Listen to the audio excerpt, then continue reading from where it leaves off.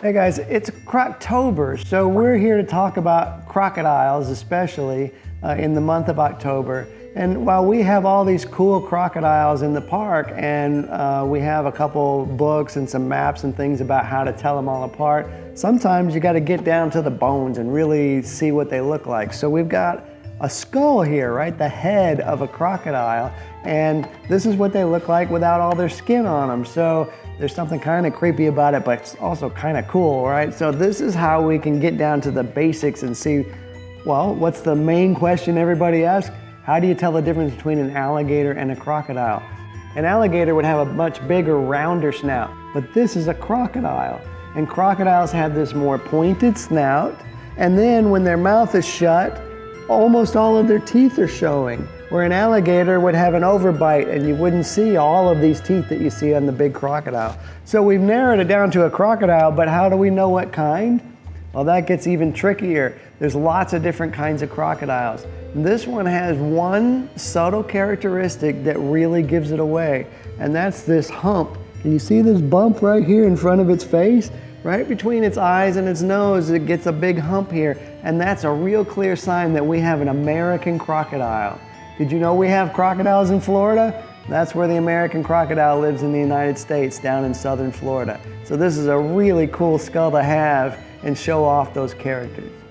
This is an American alligator. Alligators have a more rounded or wider snout. And if you look real close at this guy, there's no hump that we were looking for here. So this is not an American crocodile, American alligator. Now what's the difference?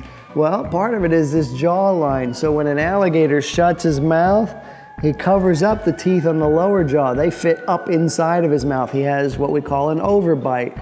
And crocodiles don't have that. Crocodiles have a much toothier grin. So a crocodile looks a little bit more like he's smiling at you than the American alligator does. So there's only two kinds of alligators in the world. So we kind of know this one's an American alligator because a Chinese alligator is a much smaller critter. Okay, now, whoa, look at this thing. This is the weirdest of all the crocodilians. This thing has teeth everywhere. So gosh, immediately I'd say it's some kind of crocodile, but its nose goes on forever. This thing is called the Indian gharial. It's a very long, slender snouted type of crocodilian, has pretty amazing eyes up here, and then everything else is snout. And this snout, these jaws are used to chase fish in the water. So that long skinny nose makes it be able to move real quick in the water, and all of these teeth make it so it can grab a fish very easily.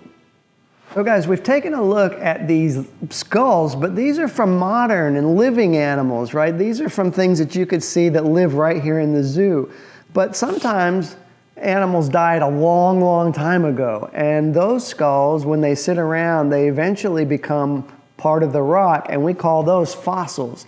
And so throughout the park, you can find some cool different fossils. We have a Tyrannosaurus Rex skull fossil here that you can see. And if we go down to, run on down to Maximo's exhibit in underwater viewing, we've got a whole display where we compare modern skulls, like an American alligator, to even some fossilized alligator skulls. Alligators have been around a long time, so you can see the difference. Frequently, part of the difference is just the color. Some of the modern ones are white and bony. They look just like this. But when they've been sitting for a long time, new chemicals move in, and as in the process of fossiling, they become darker. So the real dark black ones are the ones that are fossils. So we can compare those side by side. American alligator as a bone and American alligator as a fossil. So one of the cool dinosaurs that we have on display is called Coelophysis. And it's not a really big dinosaur. It ran in little packs probably. But so why did we pick to have Coelophysis on display here? Well, it's because when you really drill down into that fossil and take a real close look, in the stomach contents are baby crocodiles. That's right, this dinosaur ate baby crocodiles as part of its last meal. So, years and many years ago, dinosaurs were eating crocodiles, but some of the big crocodiles were eating dinosaurs too.